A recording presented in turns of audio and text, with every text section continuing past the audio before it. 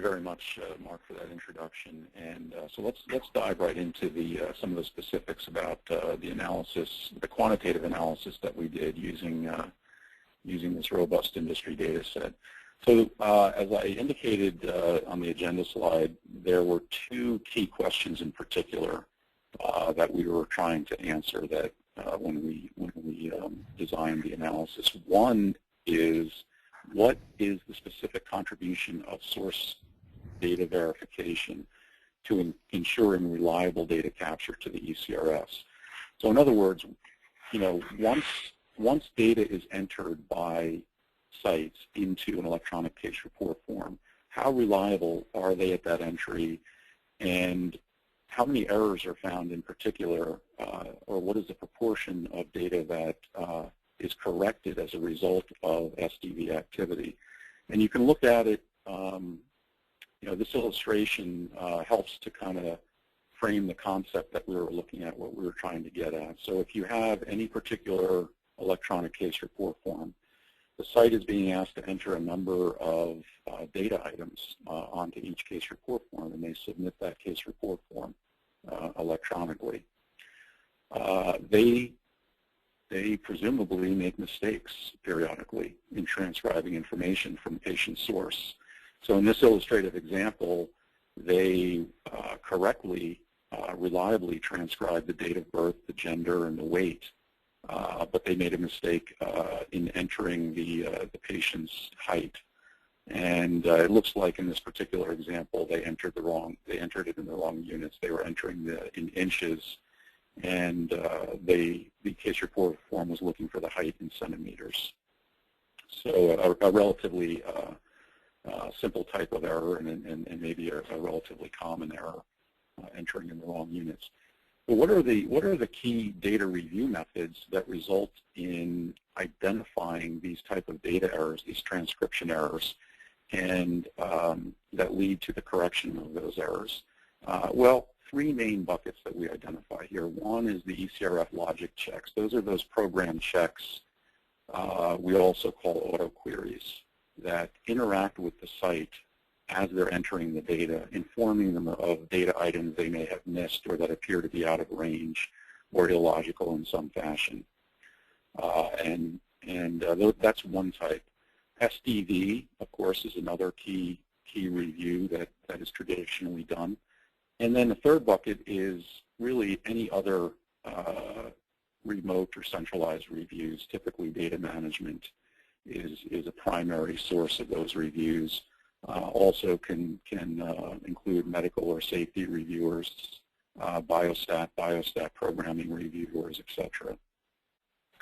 And so really the question comes down to, okay, of all of the data corrected, which of these methods is responsible for each of those corrections? And so when we looked at analyzing that question, we realized that a very straightforward way of getting at it is which query type within EDC is associated with each data correction. And we have very discrete across our studies the ability to identify data corrections that were bounded by auto queries, data management queries, data management / other, or site monitor queries, SDV related queries. But then an additional key question was, what if no EDC query is present?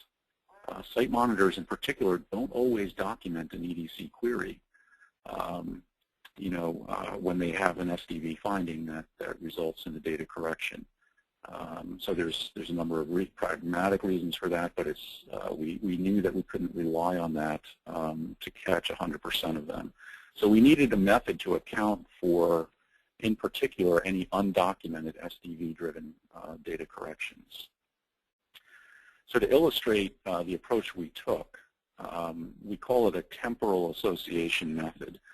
So if you look at a very simple timeline where you see on this timeline for a given trial subject, they have their visit 2 on the timeline, and then at some point later they have visit 3.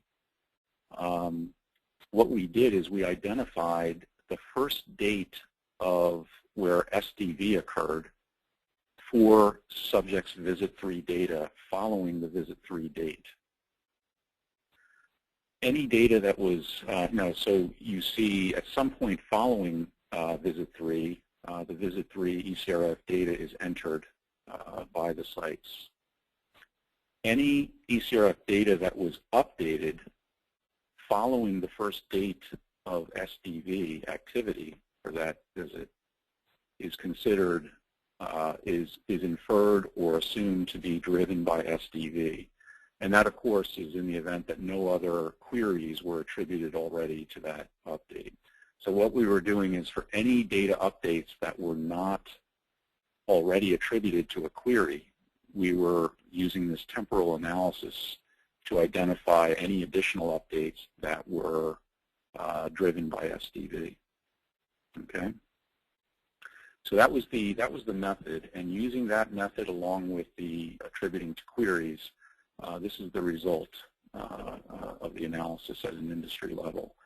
So if you look at the bar on the left, out of all of the studies we analyzed, a key outcome is that over 96% of all of the data entered by sites was never corrected after entry by sites. So that leaves only 3.7% that we observed of data entered that was corrected. Of that 3.7%, you see the magnified view of that 3.7% in the right-hand bar. You can see a breakdown of the methods that drove those corrections. Less than a third of the corrections were driven by SDV, and of all of the data entered, it represents only 1.1% of all site-entered data is corrected by SDV. So